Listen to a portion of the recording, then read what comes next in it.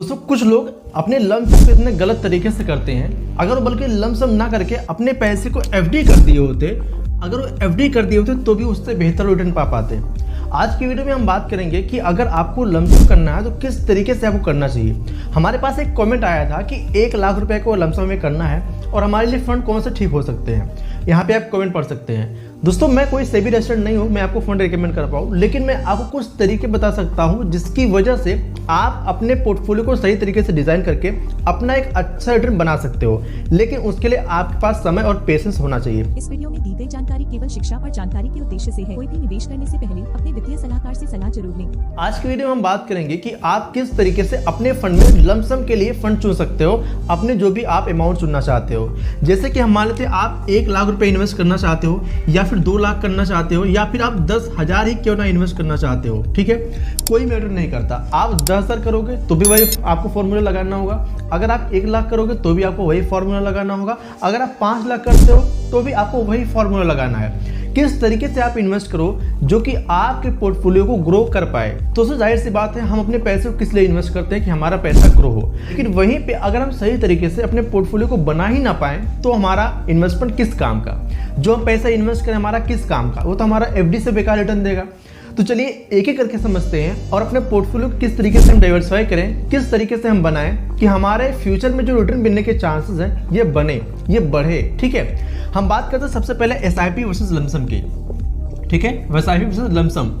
ये लमसम क्या होता है दोस्तों और एसआईपी क्या होता है। एसआईपी आप छोटे छोटे अमाउंट, चाहे 1,000, चाहे 2,000, चाहे 10,000, चाहे 20,000, चाहे 50,000, चाहे लाख, 2 लाख, 5 लाख की एसआईपी करो। आपका ये अमाउंट हर महीने कटता है, आपके बैंक से कटेगा, म्यूचुअल फंड में इन्वेस्ट हो जाएगा। ये तो सभी को पता है। जो लमसम वाला अमाउंट होता है वो एक बार आपके बैंक से कटता है, चाहे आप 1,000 की चुनो, चाहे 10,000 की, चाहे 5,000 का, चाहे 1 लाख, 2 लाख, 5 लाख, 10 लाख, जितना भी आप इन्वेस्ट करना चाहो, एक बार आपके बैंक से कटकर म्यूचुअल फंड में इन्वेस्ट हो जाता है। ये तो आप सभी को पता है। बट यहाँ पर एसआईपी वर्सेस लमसम में एक चीजें डिफरेंस होती है। एसआईपी में आपको एवरेजिंग का टाइम मिलता है। आप हर महीने इन्वेस्ट कर रहे हो, हर महीने मार्केट इस तरीके से चलती है दोस्तों। ठीक है, मार्केट इस तरीके से चलती है, आप हर महीने इन्वेस्ट कर रहे हो, जिसकी वजह से आपका यहाँ पे एवरेजिंग हो रहा है। मतलब कभी मार्केट डाउन है तो भी इन्वेस्ट हो रहा है, कभी मार्केट ऊपर है तो भी इन्वेस्ट हो रहा है। तो आपको एक एवरेज होकर एनएवी मिलता है, एवरेज होकर यूनिट आपको मिलता है, जिससे आपका लॉस कम पता चलता है। लेकिन अगर आप लमसम इन्वेस्ट करते हो ना, तो आपको एक पॉइंट को ध्यान में रखना है। जब भी आप वन टाइम इन्वेस्ट करते हो दोस्तों, सबसे पहली चीज मार्केट का हाल क्या है। ठीक है, ये हमें देखना जरूरी होता है कि मार्केट का हाल क्या है। अगर भाई मार्केट पीक पे बनी हुई है, मार्केट अगर ऊपर है, काफी अच्छी ग्रोथ दे चुकी है और वहां पे लमसम किया जा रहा है, अगर खुदा ना खास्ता ये हुआ कि मार्केट ऐसे हो गई, फिर तो आपका इन्वेस्टमेंट यहाँ पे कम हो जाएगा।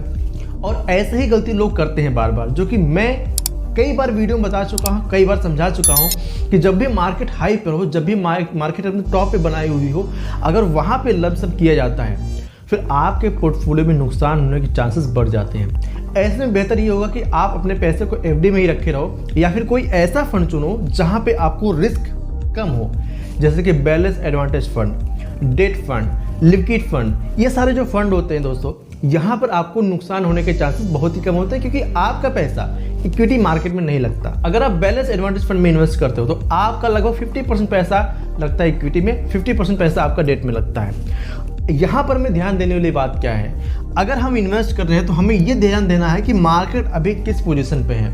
अगर मार्केट ने ऑल टाइम हाई बना रखा है, फिर वहां पर अपना पूरा का पूरा पैसा लमसम इन्वेस्टमेंट करना गलत होगा दोस्तों। इसीलिए हमें ध्यान में रखना है कि जब भी हम लमसम करें, मार्केट की पोजीशन हमारी ये होनी चाहिए, मार्केट की पोजीशन हमारी ये होनी चाहिए, मार्केट की पोजीशन हमारी ये होनी चाहिए।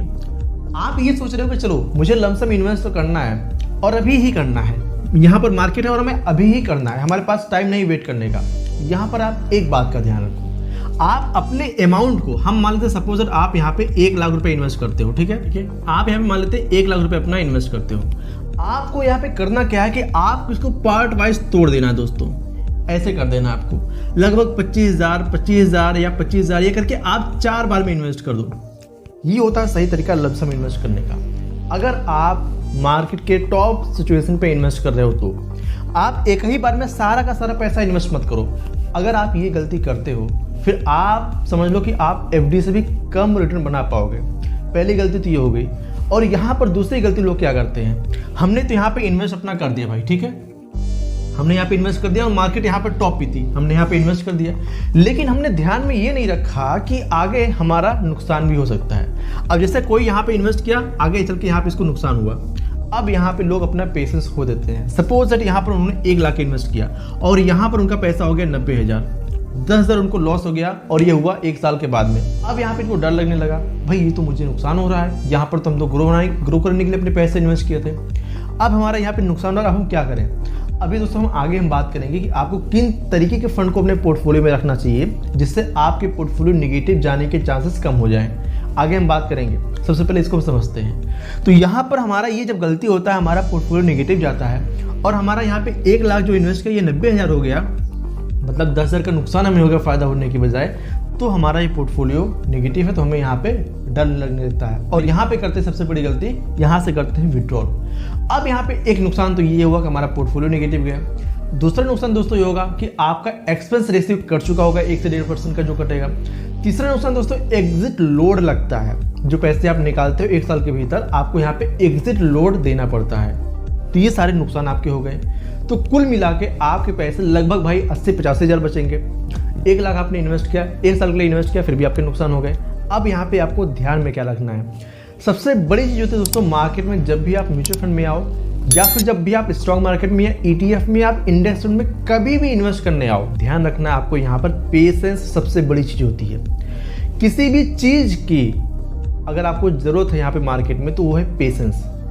उसके अलावा अगर आपको कुछ भी समझ नहीं है तो भी चलेगा, बट पेशेंस सबसे ज़्यादा ज़रूरी है। अगर आपने पेशेंस रख लिया, डाउन मार्केट में आप सही रखने की उम्मीद रख ली, भाई आगे मार्केट बढ़ेगी, फिर आपके लिए मार्केट है।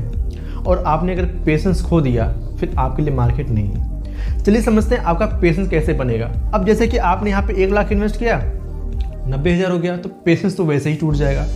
पेशेंस बनाने के लिए हमें अपने पोर्टफोलियो को इस तरीके से डिज़ाइन करना चाहिए कि अगर हमारा एक चीज़ नेगेटिव जा रहा है ना, दूसरा हमारा पॉजिटिव जाए, तीसरा नेगेटिव जा रहा है, चौथा पॉजिटिव जाए। इससे होता है बैलेंसिंग, इससे होता है डाइवर्सिफिकेशन का सही यूज़, और वही मैं करता हूँ, मेरे से बड़े बड़े इन्वेस्टर भी करते हैं, और इसी की वजह से उनके पोर्टफोलियो नेगेटिव जाने के चांसेस बहुत ही कम होते हैं या फिर बहुत ही कम मात्रा में नेगेटिव जाते हैं। एक आम इन्वेस्टर उसके पोर्टफोलियो 10 से 15% तक नेगेटिव चले जाते हैं जब मार्केट करेक्ट होती है। वहीं पे जो एक बढ़िया इन्वेस्टर जो मार्केट को समझता है, वो काफ़ी दिनों से इन्वेस्ट कर रहा है, उसके पैसे लगभग 2% नेगेटिव, 1% नेगेटिव या कह सकते हैं 3% नेगेटिव यहाँ तक जाते हैं।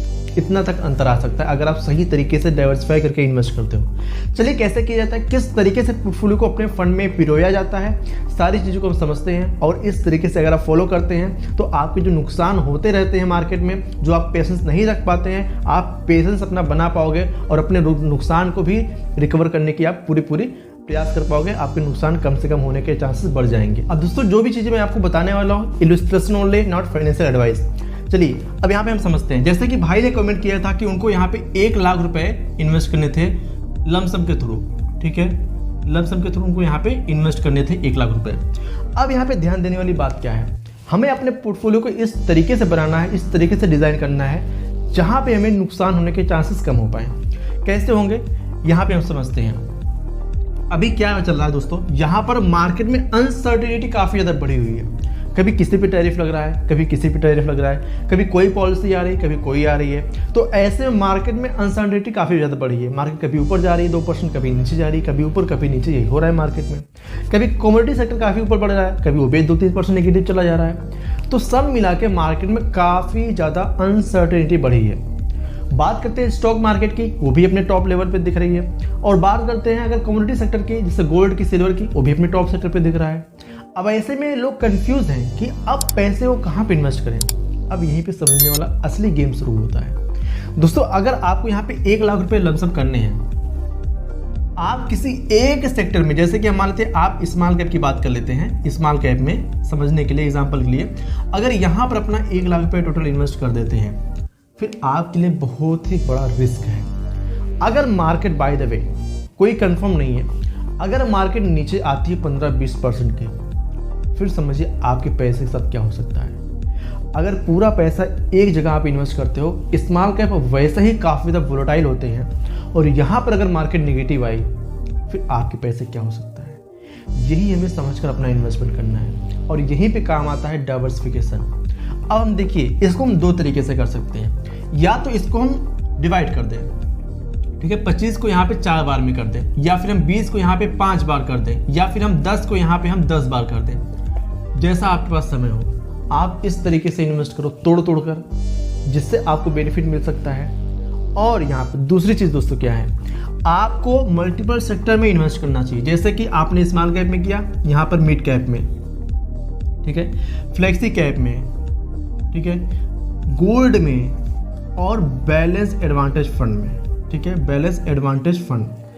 इन तरीके के सेक्टर में आपको अपने पोर्टफोलियो में डाइवर्सिफिकेशन करके इन्वेस्ट करना है। जैसे आपने 10,000 स्मॉल कैप में इन्वेस्ट कर दिया, 10,000 मिड कैप में कर दिया, 10,000 फ्लेक्सी कैप में कर दिया, 10,000 यहाँ पे आपने कर दिया गोल्ड वगैरह में, 10,000 आपने कर दिया यहाँ पे कमोडिटी सेक्टर में। तो इस तरीके से आपको अपने पोर्टफोलियो को डाइवर्सिफाई करके इन्वेस्ट करना है और एक ही बार में इनमें भी इन्वेस्ट नहीं करना है। हमने यहाँ पे 5 फंड लिया, 1 2 3 4 5, 10,000 हमने एक बार इन्वेस्ट किया और 10,000 हम 2-3 महीने बाद या फिर 1 महीने बाद जब देखते हैं मार्केट में सिचुएशन बन रही इन्वेस्ट करने की, मार्केट नेगेटिव में है, मार्केट करेक्ट हुई है, वहाँ पे हम इन्वेस्ट करते हैं। अगर मार्केट अभी भी टॉप ही बना रही है तो रुक जाओ अभी। अब यहाँ पे देखो 2 सिचुएशन बनती है। पहले तो ये बनेगी कि अगर मार्केट नेगेटिव आ गई फिर तो हमें लगेगा भाई मैंने सही किया नहीं इन्वेस्ट किया, अब मैं इन्वेस्ट करता हूँ मुझे ज़्यादा यूनिट मिल जाएंगे। बट यहीं पे अगर मार्केट पॉजिटिव चली गई तो हमारे मन में यही सिचुएशन होगा, काश मैंने पहले ही पूरा इन्वेस्ट कर दिया होता। तो जो एक काश वाली भावना है ना, उसको आपको रोकना पड़ेगा, क्योंकि भाई मार्केट है, ये ऊपर भी जा सकती है नीचे भी जा सकती है, लेकिन समझ के आपको इन्वेस्ट करना है। आपको ज़्यादा ग्रेडी नहीं होना है। अगर आप जब मार्केट में ज़्यादा ग्रेडी हुए, जब आप ज़्यादा लालची हुए, लालच दिखाए आप, फिर आपका वहाँ से नुकसान शुरू।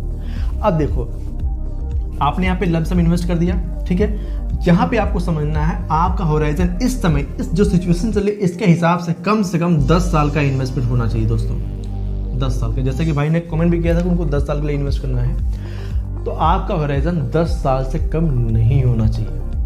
अगर आप 10 साल से कम इन्वेस्ट करते हो फिर आप रिस्क लेने के लिए तैयार रहना, क्योंकि मार्केट में अनसर्टेनिटी काफ़ी बढ़ी हुई है, मार्केट बहुत ज़्यादा उतार चढ़ाव में लगी हुई है।